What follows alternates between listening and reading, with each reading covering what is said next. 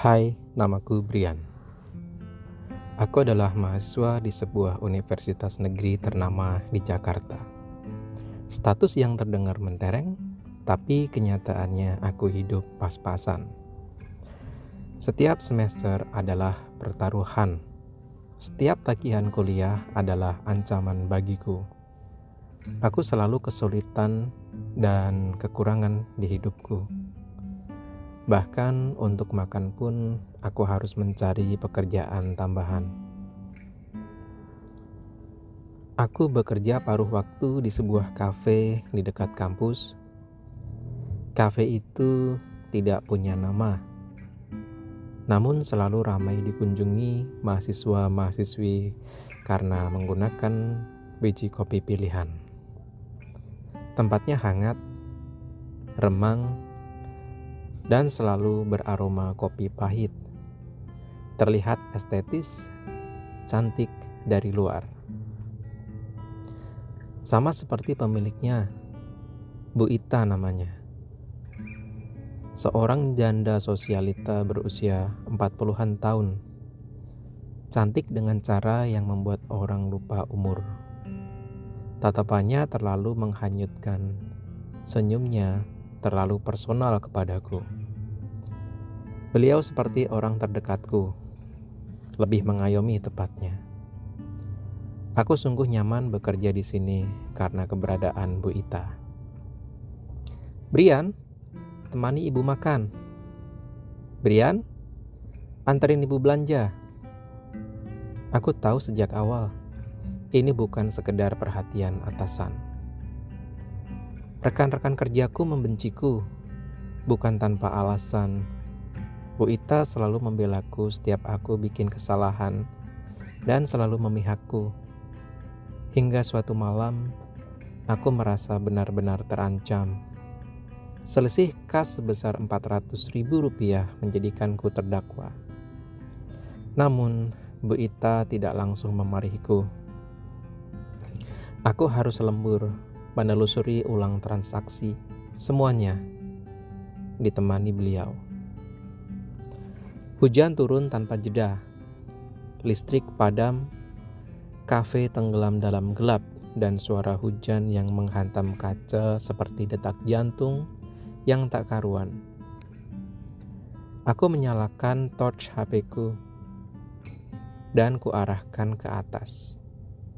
Lumayan juga menerangi ruangan.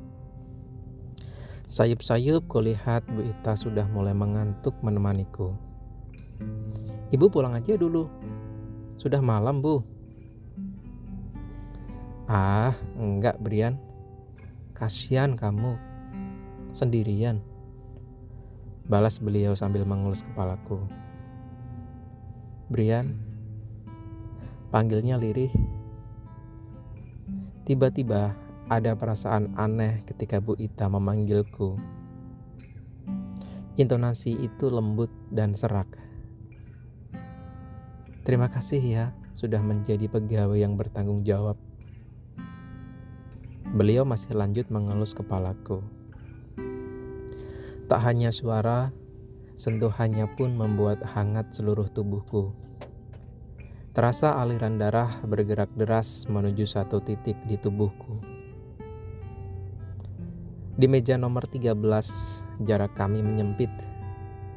Nafasnya terasa dekat. Tangannya gemetar. Entah dingin atau sesuatu yang lain. Aku ingin pergi, tapi keadaan menahanku. Ada momen yang seharusnya tidak terjadi dan tetap terjadi. Aku mulai menatapnya. Lalu bibir kami bersentuhan. Manis, merah, dan basah. Gambaran seperti buah stroberi yang sudah sangat masak dan lezat. Tak cukup satu buah atau dua buah. Kumakan stroberi yang manis itu semuanya. Udara yang tadinya dingin menjadi drastis panas. Kami berkeringat. Suara hujan dan petir pun terasa turun desibelnya. Aku hanya bisa mendengar detak jantung kami yang berbacu diiringi sedikit rintihan dari Bu Ita dan bunyi gesekan benda yang terlumasi dengan tempo yang lambat. Kami sangat menikmati momen itu. Kami hilang kendali. Kami terkejut saat jendela tiba-tiba tertutup dengan keras di ujung. Terlihat sekelebat bayangan laki-laki yang kukenal. Iya, dia adalah Anton, orang yang sangat kukenal. Dia yang bertugas di dapur bersama Dion. Anton berjalan setengah berlari secepat mungkin meninggalkan kafe ini. Dia menuju parkiran tempat motornya dititip. Kulihat dari jauh tatapannya penuh dendam. Ancaman menggantung di udara, lebih tajam dari hujan malam itu. Aku memilih pergi, resign, bukan karena takut, tapi untuk menjaga kehormatan Bu Ita yang memang sudah hilang karenaku. Baru kemudian aku tahu, Anton pernah berada di posisiku. Dia sangat menyukai Bu Ita, sampai rela menjomblo selama ini. Dan cemburu itu tak pernah benar-benar mati sebelum aku pergi dari hadapannya, selamanya.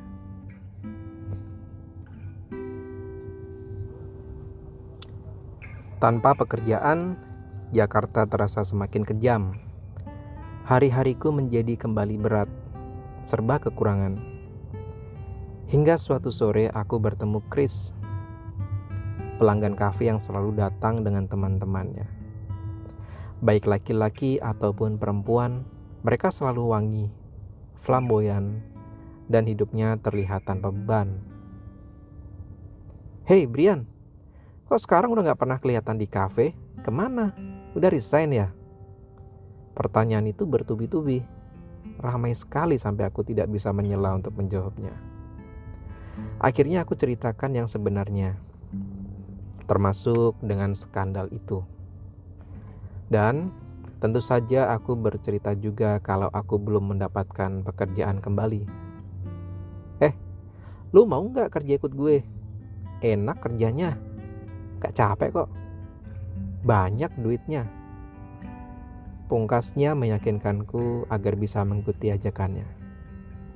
"Emang kerja apaan, Chris?" Balasku dengan penuh tanya. Tawaran itu datang tanpa basa-basi. Sambil mendekatiku, dia berbisik di telingaku, "Gigolo." Aku menolaknya mentah-mentah. Sebelum tidur, aku jadi ingat masa kecilku. Terlalu banyak keinginan yang ingin kuraih. Salah satunya adalah liburan ke Bali. Ya, memang sesederhana itu keinginanku. Tapi kalau aku hanya bekerja sebagai waitress atau kasir saja, tidak mungkin keinginanku semua bisa terwujud. Akhirnya kenyataan memaksaku menyerah. Ku ambil HP dan mengabari Chris. "Bro, I'm in," tulisku tegas. Pelanggan pertamaku bernama Dinda, seorang mahasiswi yang kaya raya. Kami bertemu di hotel yang terlalu sunyi untuk siang hari. Aku deg-degan. Aku takut. Jujur, aku takut aku tidak bisa memuaskan hasratnya. Takut mengecewakan pelanggan pertamaku. Ini bakal jadi pertama kaliku menyentuh perempuan. Bahkan melihat perempuan telanjang pun aku belum pernah. "Hei!" Tiba-tiba ada suara riang menyapaku, lalu duduk di depanku. Ya, begitu aja. Lobi hotel itu tiba-tiba menjadi beku. Perhatianku tertuju kepadanya. Benar-benar aku melihat seorang perempuan dengan pembawaan menarik dan riang. Parasnya tidak terlalu cantik, tetapi karismatik. Dinda bukan tipe perempuan yang berisik. Dia tenang. Terlalu tenang untuk seusianya. Saat pertama kali kami bertemu, dia tidak langsung menyentuhku. Dia hanya menatap, seolah sedang menilai apakah aku manusia sungguhan atau sekedar barang sewaan. "Temani aku," katanya. "Bukan layani, bukan hibur, temani." Ketus. Dia berdiri menggandengku. Lalu beranjak menuju parkiran basement tempat mobilnya terparkir. Seharian kami berjalan, makan di tempat mahal yang menunya bahkan aku gak tahu, tak bisa aku ucapkan dengan benar. Dia banyak diam, sesekali tersenyum kecil, tapi matanya kosong. Aku sadar, uang tidak pernah membeli kehangatan. Ia hanya menyamarkan kesepian itu. Di danau itu, senja jatuh perlahan, angin dingin menyentuh kulit. Dinda bersandar di bahuku dan berbisik tentang fantasinya. Bukan dengan nada mesum, tapi dengan suara seseorang yang lama memendam sesuatu. Seperti anak kecil yang ingin didengar. Awalnya, aku pikir dia hanya ingin merasa hidup. Aku salah. Dia memiliki fetis aneh. Dia ingin berhubungan di bawah remang senja. Gilanya lagi, dia ingin mempertontonkannya kepada orang-orang. Eksibisionis. "Ah, gila kamu," sahutku. Tapi aku menyanggupinya. Aku ingin pelayanan pertamaku memuaskan. Toh, di pinggir danau ini tidak ada satu batang hidung pun yang muncul. Aku lihat bayangan kami beradu melalui pantulan cahaya refleksi air danau yang riuh tenang itu. Semakin bergelora ketika nafas kami beradu menjadi juara. Siapa yang akan menang? Tak lama kemudian, Dinda mengejang. Sedikit menahan teriakan, namun bukan teriakan kesakitan. Iya, teriakan kepuasan. Dinda terus tersenyum menatapku, kadang sedikit tertawa sambil mengelus kepalaku. "Kenapa?" tanyaku. Aku puas. Mereka juga puas nontonnya." "Hah? Mereka? Siapa mereka?" Saat aku tahu ada orang lain di sekitar kami, dadaku runtuh. Bukan karena malu, tapi karena aku merasa dikhianati. Aku bukan sekedar objek, aku manusia. Aku cuma ingin merasa nyata. Ada mata-mata di balik pepohonan. Aku merasa menjadi tontonan tanpa persetujuan. Harga diriku tercecer di tanah lembab. Aku marah. Dan dia hanya tersenyum. Uangnya besar. Tapi sore itu aku pulang dengan perasaan kotor yang tidak bisa dicuci. Aku sadar.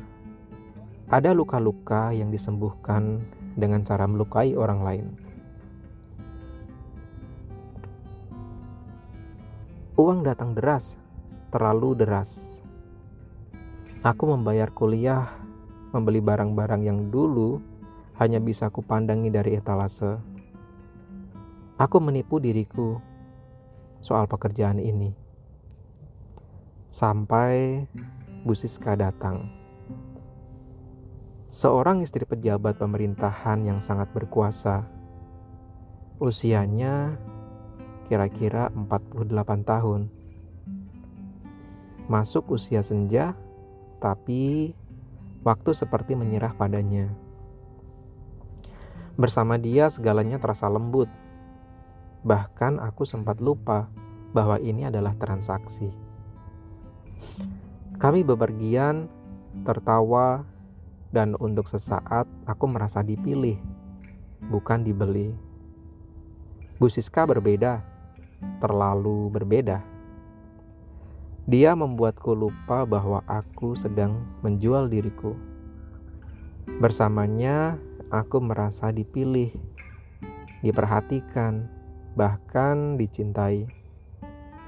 Kami bicara banyak tentang hidup, tentang kesepian, tentang bagaimana semua orang menuntut kita kuat, tapi lupa bertanya, apakah kita masih sanggup berdiri? Perjalanan-perjalanan kami seperti pelarian, kota demi kota, hotel demi hotel. Aku tahu seharusnya aku menjaga jarak, tapi dia memperlakukanku seperti seorang yang berarti. Dan aku yang seumur hidup merasa tak berharga, menyerah akan hal itu. Pulau itu mengubah segalanya. Pulau pribadi milik suaminya. Sejak awal ada rasa tidak beres. Alamnya aneh. Alamnya terlalu sunyi. Udara terasa berat. Tapi Bu Siska menggenggam tanganku. Dan aku percaya. Yang aku heran adalah bagaimana bisa dia merasa aman berhubungan denganku. Tanpa rasa takut akan suaminya. Sudahlah. Mungkin suaminya terlalu sibuk memikirkan negara. Hanya terlihat satu pondok kumuh di dalam hutan ini. Aku ragu-ragu. Dia memaksaku masuk. Tiba-tiba ada tangan kekar dari dalam menarikku. Lalu dipukul kepalaku sampai pingsan. Tak lama aku tersadar. Aku sudah tidak berbusana dan diikat. Dipasung tangan kanan kiriku ke arah atas. Dengan barangku melunglai menggantung bebas. "Ayo bangun mas." Suara itu membangunkanku. Bukan suara Bu Siska, namun suara seorang pria. Aku kira cuma satu, ternyata ada 8 pria. Besar, berotot, semuanya tanpa busana. Dengan ukuran yang sangat besar-besar. Namun ada satu orang yang memiliki ciri fisik berbeda. Pendek, berkumis, perut buncit, dan barangnya mungil. Sepertinya dia bosnya. Mereka bukan menyiksaku, tetapi mulai meraba-raba dan menciumku. Tak jauh dari sudut rumah, aku mendengar suara rintihan dan desahan seorang wanita yang sudah aku kenal baik suaranya. Dia sedang sibuk memuaskan dirinya. Bu Siska menyaksikan aku disetubuhi dari belakang oleh pria-pria itu secara bergiliran. Semakin aku kesakitan, Bu Siska semakin liar. Aku lemas, aku kapok, dan itu terjadi selama 3 hari. Mereka tidak membiarkanku memakai baju. Aku tersiksa. Hanya diberi makan seadanya.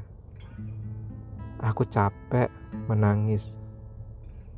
Aku kehilangan kendali atas tubuhku, atas waktuku, atas kemanusiaanku. Yang paling menyakitkan bukan rasa sakit fisik, melainkan aku sadar orang yang kupikir melihatku sebagai manusia, ternyata melihatku sebagai alat pemuas. 3 hari terasa seperti hidup lain. Hidup yang tidak ingin ku ingat, tapi terus muncul dalam mimpi. Saat akhirnya aku bebas, aku tidak merasa selamat. Aku merasa kosong, seperti sesuatu dicabut dari dalam dadaku dan tidak pernah dikembalikan. 3 hari, 3 malam. Saat semuanya berakhir, yang tersisa hanya tubuh yang lelah dan jiwa yang retak. Kini aku berhenti, Aku kembali ke kamar kos sempitku. Tidak ada lagi kafe, tidak ada lagi uang berlebih, hanya sunyi dan tangisan yang akhirnya keluar. Aku sering menatap langit-langit kamar, bertanya pada diriku sendiri, berapa sih harga sebuah mimpi jika harus dibayar dengan diri sendiri? Dan tak ada jawaban, hanya rasa capek dan penyesalan yang menetap.